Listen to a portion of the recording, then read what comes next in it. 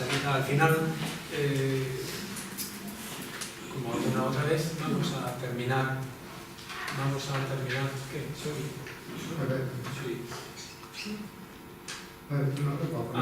Vamos a terminar escuchando el Padre Nuestro en euskera, el Gureaita de Marina. Por eso he traído aquí el CD del ordenador. Y mientras tanto, pues no sé, porque queréis continuar, ¿sí? En esta semana nos has presentado figuras, todas las doctrinas, pero también hay más estudios, pero tienes nombres de alguna raza femenina, aunque no las... Sí, ¿cómo no? No sé qué hay, pero no sé si hay escritos. Sí, y alguna vez pues he presentado yo en estos retiros, me parece, presenté a Margarita Poret. No lo he presentado, pero hay y esta vez tenía intención de hacerlo. Después no tenía a mano los libros requeridos. Margarita Poret es una de las beguinas que tiene un libro, no sé qué, para creyentes sencillos, no tiene desperdicio, pero claro, le valió la hoguera.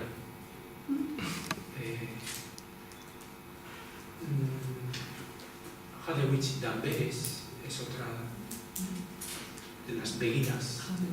Hadewich de Amberes. Hade con H, Hadewich con W, Hadewich de Amberes.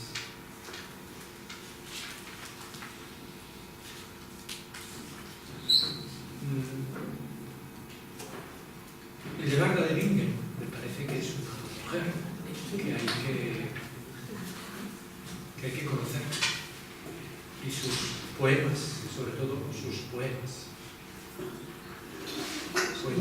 Las deletreas, el nombre. Hildegarda con H, Hildegarda de Bingen, B-I-N-G-E-N,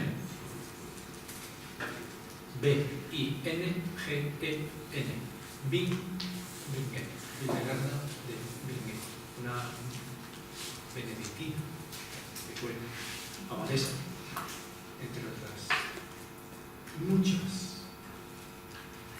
dotes que tenía.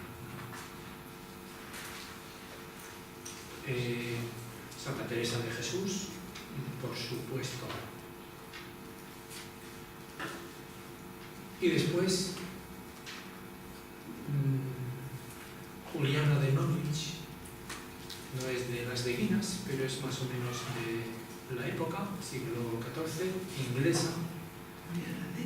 Juliana de Norwich, W-I-C-H, Norwich.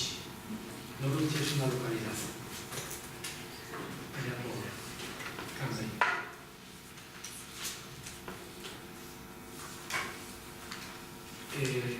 A mí me parece una extraordinaria mujer. El libro de los sueños y de las revelaciones, una cosa así, que a mí me fascinó también cuando lo leí. Y después, bueno, mucho más actuales, pues Etigil es un que alguna vez he presentado en algunos de los retiros. Etigil es un, pensaba hacerlo también. Hay poesías, ¿no? ¿Eh? Había poesías en Sí.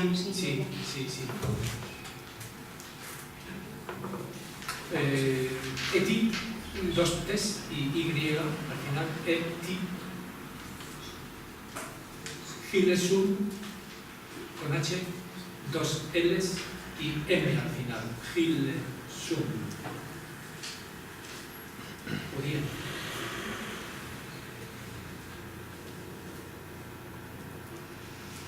Y después, pues, Madeleine del Brel, es una figura.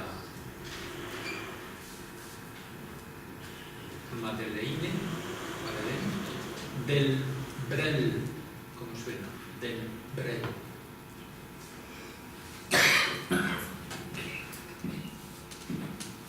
Bueno, eso en cuanto a las más reconocidas que me vienen en este momento, pero yo creo que es importante también, pues, aproximarse a mujeres teólogas.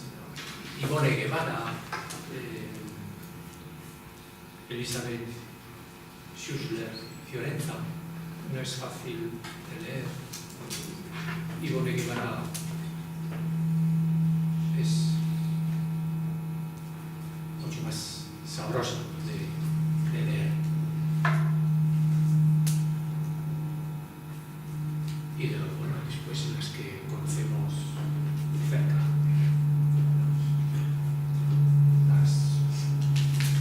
Teólogas del Estado español, muchas. Lucía, Jesús, Lucía y María José Arana, Pepa Torres, Bernabé, Carmen Bernabé, es decir, y la de Miguel. Bueno, en fin. ¿Sí?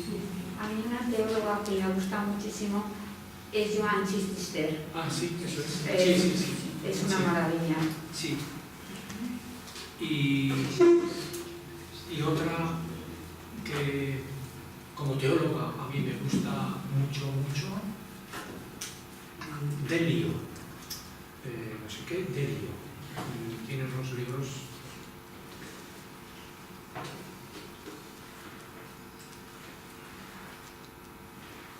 no, mira, hay otra todavía de cristología que me parece buenísima y no me viene ahora el nombre, pero bueno.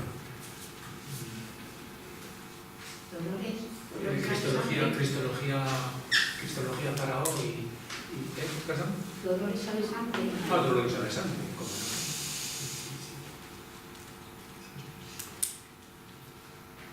Bueno.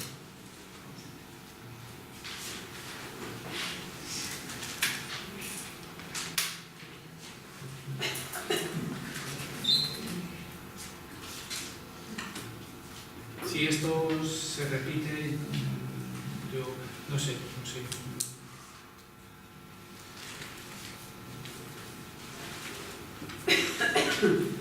Cada vez que termino una cosa me parece, me quedo con la impresión, pues si ya no tengo nada más que poder decir. Pero bueno, me parecería interesante también centrarse en la lectura de un libro.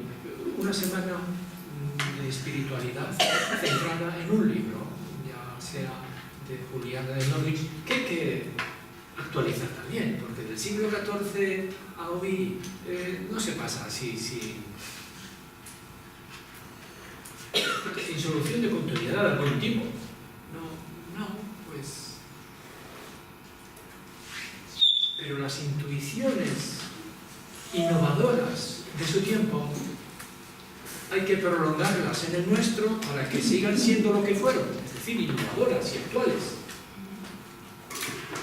Porque repetir la innovación del siglo XIV hoy ya no es bastante. Igual que repetir la enorme innovación que fue Jesús hace 2000 años en su literalidad, hoy no basta. Yo no puedo seguir repitiendo sin más la imagen concreta de Jesús, de Dios que tenía Jesús. Eso yo no sé, a alguien igual le suena fuerte, pero es lo lógico. Ser fiel a Jesús es hacer lo que Él hizo, que fue innovar la imagen convencional de su tiempo, de acuerdo al nuestro. ¿No?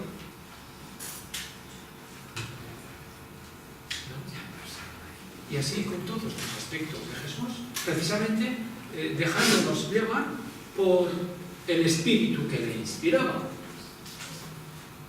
Repetir, eso es negar el espíritu. Repetir a Jesús también. El seguidor no es imitador o repetidor. El seguidor es el que hace camino y deja que Jesús pase. ¿No? De modo que es lo de siempre. Esto se ha hecho siempre, aunque no se haya formulado así, y aunque en nuestra espiritualidad y en nuestra doctrina no se haya difundido como normal esta explicitación del registro, de la clave, como clave espiritual y como clave teológica, ¿no? Estamos mucho más en el registro de que las fórmulas definidas como dogmas son verdades reveladas directamente por Dios y que han de ser mantenidas tal cual para siempre. Aparte de que eso no es nunca así. Cualquier dogma que toméis, cualquiera, aun cuando se diga esto es dogma desde que se formuló y así seguirá siendo, en realidad seguís un poco, aún por encima, la forma en que se ha interpretado ese dogma en los diversos tiempos y se ve que es diferente. Igual que la Biblia ha ido cambiando afortunadamente en su interpretación. Bueno, cosas elementales. De Raymond Panikkar se puedes decir algo. De Raymond Panikkar todo es bueno. A mí me parece que todo es bueno. Y ahora están publicando las obras completas. Estaba muy avanzada ya la publicación. Y escribió muchísimo, demasiado. Entonces hay que seleccionar. Pero, por ejemplo,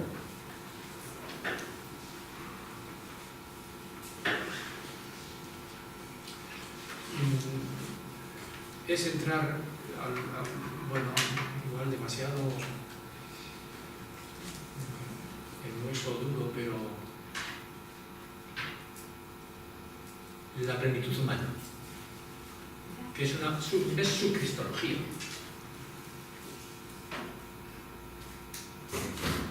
Una cristología que en definitiva, desde el propio Evangelio y desde el Evangelio de Juan,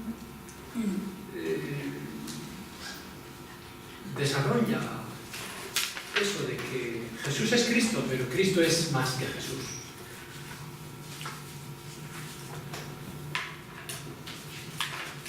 La particularidad histórica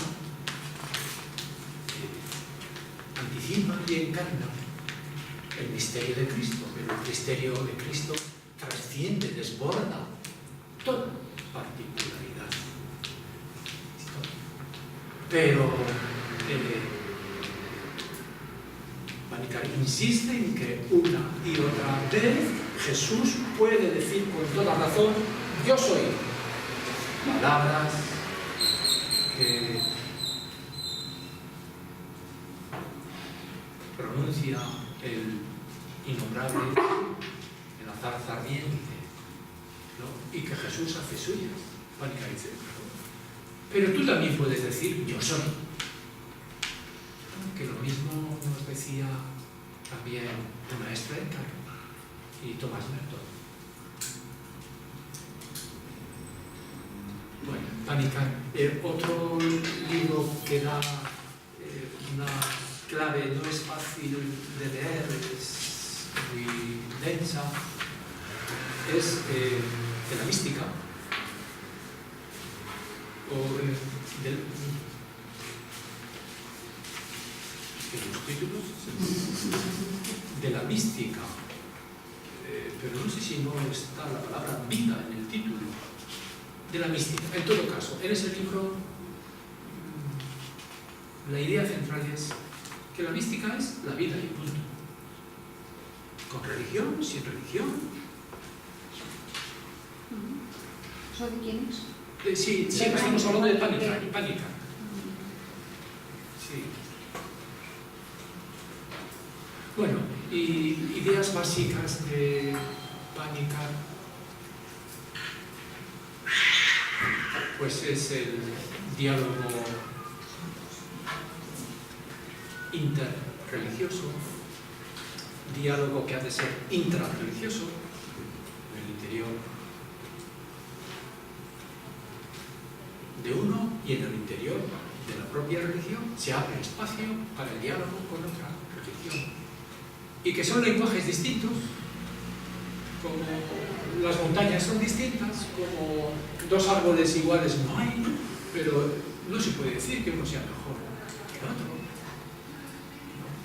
Y que la experiencia de fondo es la misma. Y que la experiencia de fondo que se da en las religiones es la misma experiencia de la vida secular. La secularidad sagrada es otra de las ideas básicas de Pánica. La secularidad sagrada, y ese es el título de uno de sus libros. La secularidad sagrada. Lo sagrado es algo aparte de los que habría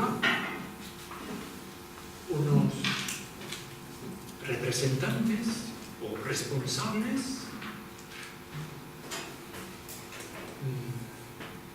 divinamente elegidos e instituidos con poder para gestionar eso sagrado.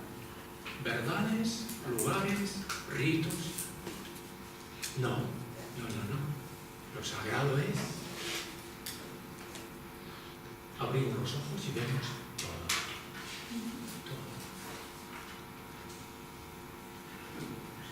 El ser es lo sagrado.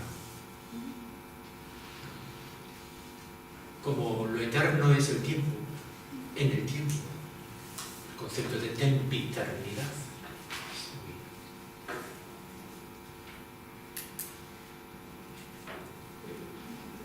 El gran esquema filosófico y teológico de Pánica es la famosa cosmoteandria. Es decir, la realidad es cosmoteándrica, dice Pánica. Cosmoteándrica. Cosmos, la realidad es cosmos, es materia capaz de crear infinitas formas, como las que vemos que nos rodean, y nosotros formamos parte de esas formas, cosmos.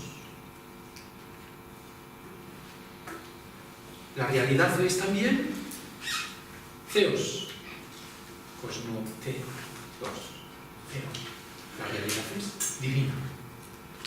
Es decir, la realidad está como sostenida y dada a ser constantemente, originada constantemente por Dios. Pero Dios es un nombre humano del misterio, innombrable. Y todas las religiones, insiste también Pánica, pero no solo las religiones lo designan con nombres distintos. Entre paréntesis, un libro que si queréis leer a Pánica, leedlo por favor, La Nueva Inocencia. La Nueva Inocencia. La Nueva Inocencia. Nueva Inocencia. Fantástico libro, es una recolección de escritos, bastantes artículos que fue publicando.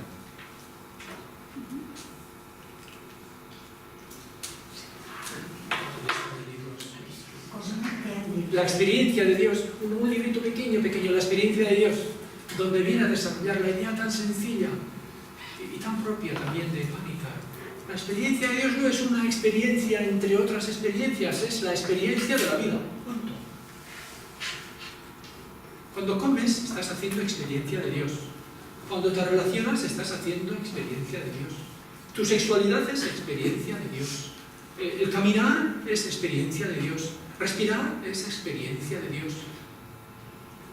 Cantar, hablar, es experiencia de Dios. Todo lo que constituye nuestra vida es experiencia de Dios.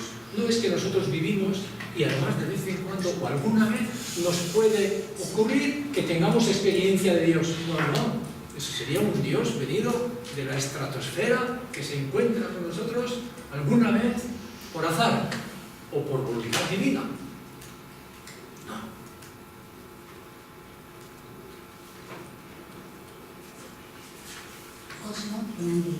Sí, cosmo, teos, o sea, la realidad está originada constantemente y fundada y sostenida, habitada por Dios, lo divino, el misterio, el espíritu, la ruaj. Y andrika es el término más problemático. Anerandros en griego significa hombre, pero varón. De modo que la realidad es también humana. Es cosmos, tierra, árboles, montañas, especies, animales. Es ser humano y es Dios. Si yo os digo la verdad, bueno, hay dos reparos a este concepto. Un reparo que han formulado muchos y es lo de ándrico. Entonces, algunos, por ejemplo, Vigil, me parece que lo traduce, a mí me parece la mejor formulación, cosmoteo antropoteocósmica. La realidad es antropoteocósmica. ¿Por qué lo de antropo? Porque antropos no significa varón, sino ser humano. Antropoteocósmica o cosmoteoantrópica, se puede decir. Pero a mí me sigue suscitando todavía una pregunta, y es cierta centralidad excesiva que puede sugerir el decir que la realidad es cosmos y la realidad es ser humano y teos. Privilegia de alguna forma excesivamente al ser humano dentro del cosmos, destacando solamente el ser humano en el cosmos. Todo lo demás es cosmos y el ser humano. Nosotros somos una forma del cosmos. ¿No? Pero bueno, se puede admitir, puesto que somos nosotros los que estamos hablando. Y eso sí que insiste, a propósito de las religiones y a propósito de esto, supongo que respondería lo mismo Raymond Panikkar. Puesto que somos nosotros los que estamos diciendo cómo es la realidad, pues tenemos que decir que es la visión antropológica o antropomórfica. Si las águilas pudiesen hacer su filosofía de la realidad, no apareceríamos nosotros como una especie particular, a no ser como amenaza para la suya, ¿no? Etcétera. Pero bueno, hay que reconocer que todo lo que decimos es una palabra humana y es una construcción o una interpretación humana. En ese sentido, yo creo que es razonable decir que la realidad, puesto que la estamos diciendo nosotros a nuestra manera, es antropoteocósmica. Y el peligro de esta esta designación, peligro en el que no incurre Panikkar, sería pensar que es como la realidad en su totalidad está conformada por tres elementos, ¿no? Dios, cosmos y ser humano. No son tres. Es una trinidad inseparable. Dios es inseparable de lo cósmico y de lo antropológico, y el ser humano es inseparable de lo cósmico y de lo teológico, y el cosmos es inseparable de lo teológico y también de lo antropológico en la medida en que es un cosmos entendido por nosotros.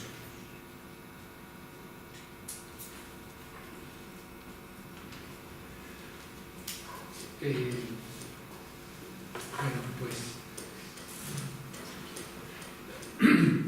no sé, a modo de anécdota, a mí me parece que revela un par de anécdotas que me vienen ahora a la mente. Yo le oí una vez a Panikkar, si a mí me preguntan, ¿tú crees en Dios? Pues le diría, depende, y eso yo lo he dicho muchas veces, pero primero se lo oí a Panikkar. Me sentía absolutamente identificado. Depende de lo que entiendas por Dios. Y Panikkar no entendía en Dios ente, supremo, soberano, que existía antes del mundo, que en un momento determinado crea el mundo, que después lo guía según su... Es decir, esa exterioridad de Dios, imaginada así, pues no. Y esto me lleva a la segunda anécdota, y es que él era de madre catalana y padre hindú. Panikkar, es un apellido indio. Su madre era catalana. Y, bueno, una parte importante de su vida la pasó en la India, donde se identificó y ahondó a fondo sus raíces culturales, religiosas. Lo de étnica es lo de menos. Pero antes había recorrido todo el mundo, había sido profesor en Estados Unidos, en Italia, en Alemania, en Francia, hablaba todas las lenguas, en fin, todas, ¿no? En la India, bueno, al final de su vida, decía él, y resumía, esta era la anécdota, a mi modo de ver, muy reveladora de Panikkar. Él se resumió diciendo estas palabras: fui a la India pensando que era cristiano.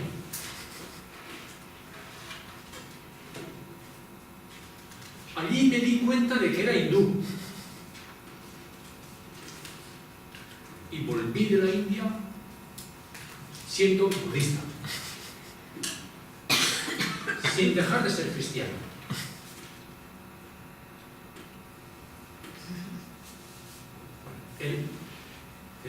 Ese diálogo intra-religioso era muy complejo, pero muy natural en él, porque él nunca renegó en absoluto de sus raíces cristianas, pero nunca sintió un conflicto insoluble entre el cristianismo y el hinduismo, que tan contradictorios son para tanta gente y para tantos teólogos, y además de teólogos de renombre y que conocemos todos. Es una pena. Y él estudió a fondo y escribió El Buda Silencioso, es otro... El Silencio de Buda. El Silencio de Buda es otro libro de los grandes, una cristología en diálogo con Buda, ¿no? Como perspectiva budista. Profundizó mucho el budismo y se sintió plenamente identificado también con el budismo. O sea, eso no significa que mezclaba, eso no es una mezcla de cosas, un popurrí, cojo unas cosas de aquí y otras de allá, no. Y tampoco son universos estancos, universos separados, ¿no? En él había un diálogo en profundidad y un moverse, un desplazarse constante entre el universo hindú, la cosmología hindú y la teología hindú, el universo budista, el universo cristiano.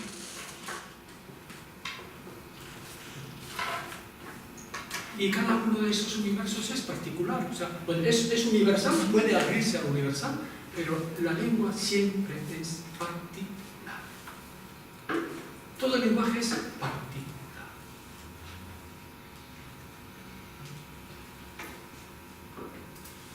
Y lo particular, sin embargo, tiene hondura universal. Por eso él puede puede identificarse tanto con el yo soy que Juan pone en lugar de Jesús. Y eso lo dice también.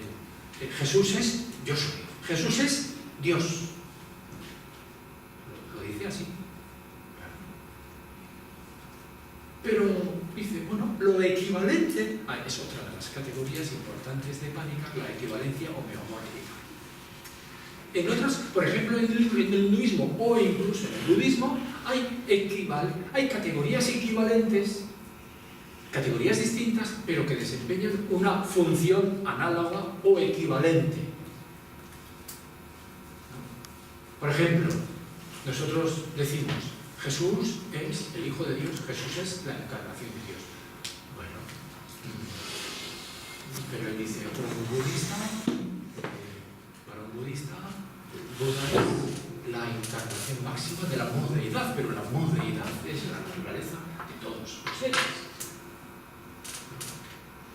O un hindú dice, Atman es Brahman. Bueno, hay equivalencias homeomórficas. Esta es una expresión de origen científico en las matemáticas, pero que explotó mucho Pánica en su pensamiento.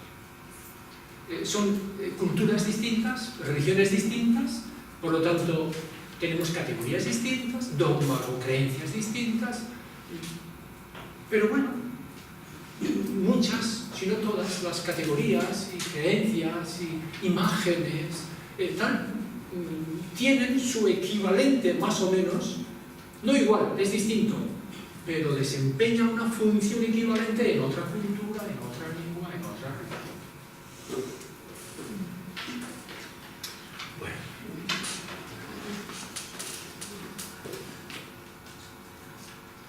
No sé si no tendremos que cortar, ya siento haberme enrollado.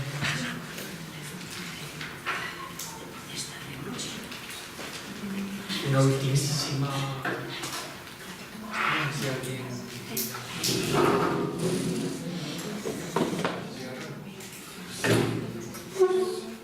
Muchas gracias. Muchas gracias por... Sí, bueno. A ver, he encontrado mucha belleza, mucha hermosura, tanto en tus palabras como en las oraciones y en la estancia aquí. Y bueno, me voy, siento un poco diferente a como vine. La verdad es que, bueno, no sé, podría decir más cosas, pero sí. Pues Me llevo muy hondo. te agradezco mucho. Yo también necesito oír esas cosas, porque yo soy muy inseguro, muy Me llevo inseguro. muy hondo. La pasión que pongo a las cosas en parte se debe a mí. Sí, bueno, yo quería añadir solamente que me voy pensando un poco qué puedo hacer yo para contribuir a esa evolución hacia el Cristo o la armonía, qué puedo hacer yo, ¿no? Y bueno, pues yo lo que más me sale en estos momentos es contribuir para que la obra divina pues no vaya a peor. O sea, contribuir poniendo mi granito de arena con la belleza universal. Es magnífico. Es lo Magnífico. que Perdona, quiero es hacer. que cristofanía, otro concepto central. Cristofanía. Jesús es cristofanía. En Jesús se manifiesta Cristo. Pero también todas las cosas son cristofánicas. Y ahí el Cristo cósmico, también muy importante en la teología. Bueno, pero es que tenemos que ir a comer. Y primero queríamos, o lo dejamos.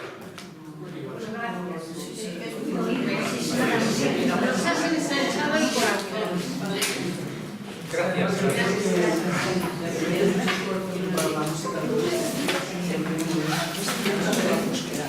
Bueno, pues escuchamos y